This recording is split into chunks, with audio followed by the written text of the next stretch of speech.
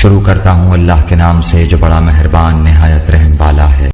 رسول کریم صلی اللہ علیہ وسلم جب قضاء حاجت کے لیے بیت الخلاء میں داخل ہوتے تو یہ دعا پڑھتے: اے اللہ، میں ناپاک جنوں اور ناپاک جنیوں سے تیری پناہ مانگتا ہوں۔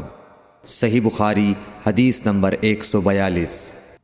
ابن عباس رضی اللہ عنہ سے روایت کرتے ہیں، ابن عباس رضی اللہ تعالی عنہ سے روایت ہے کہ نبی کریم صلی اللہ علیہ وسلم پاخانے میں تشریف لے گئے۔ میں نے پاخانے کے قریب آپ کے لیے وضو کا پانی رکھ دیا۔ باہر نکل کر آپ نے پوچھا یہ کس نے رکھا؟ جب آپ کو بتلایا گیا تو آپ نے میرے لیے دعا کی اور فرمایا: اے اللہ، اس کو دین کی سمجھ عطا فرمائیو۔ صحیح بخاری حدیث نمبر 143۔